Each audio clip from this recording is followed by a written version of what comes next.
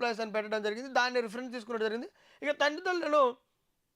తల్లిదండ్రులు నిర్లక్ష్యం చేస్తే జీతం నుంచి 15% లేదా 10,000 కోత. ప్రభుత్వమే వసూలు చేసి ఇచ్చేలా నిబంధన. కుమారులు లేని పక్షంలో ఉద్యోగం చేసే కుమార్తెంటే ఖచ్చితంగా పోషించాల్సిందే అన్నట్టు కూడా ఇక్కడ చెప్పడం జరిగింది. తెలంగాణ క్యాబినెట్ ఆమోదం తెలపడం కూడా జరిగింది. ఇక దాంతో పాటు కొడుకు మరణిస్తే అత్తామామల బాధ్యత కోడలదేనంట.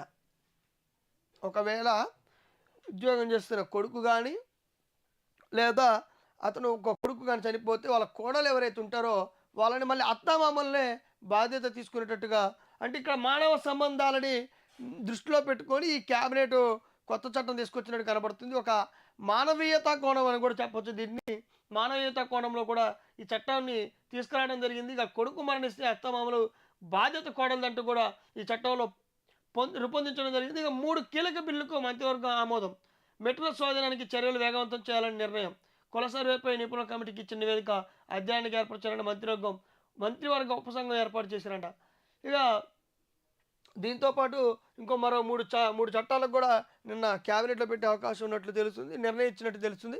మెట్రో స్వాధీనం చేసుకోవాలని చూస్తున్నట్టు ప్రభుత్వం.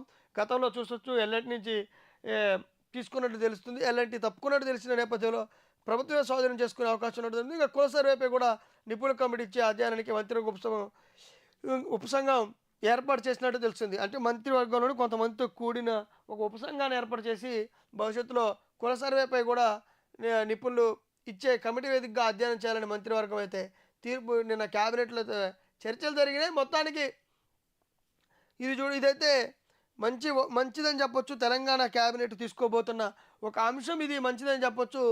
ఏం చెప్తున్నారంటే వాళ్ళు ఇప్పుడు మానవీయతా కోణంలో ఒక మంచి తల్లిదండ్రులను కనుక వృద్ధాప్యంలో వదిలేస్తే అటు ప్రభుత్వం కావచ్చు, ప్రైవేట్ కావచ్చు, ప్రజాప్రతినిధులు కావచ్చు, వారి నుంచి కొంత 15% లేదా 10,000 రూపాయలు మంత్లీ అంటే నెలవారీగా ప్రభుత్వమే కట్ చేసి ఇటు వారి యొక్క తల్లిదండ్రులకు ఇచ్చేది ఒక చట్టం తీసుకురావడం జరిగింది. దాన్ని క్యాబినెట్ ఆమోదం జరిగింది. ఈ క్యాబినెట్ ఇంకొకటి కూడా అందులోనే ఏంటంటే కొడుకు చనిపోతే తల్లిదండ్రులు అత్తమామలే కోడల్ని బాధ్యత తీసుకోవాలని ఒక మానవీయ కోణంలో ఒక చట్టం తీసుకురావడం, దాన్ని ఆమోదించడం జరిగింది.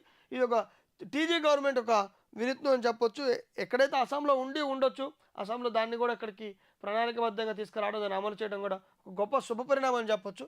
ఇక మనకు తెలిసిన విషయమే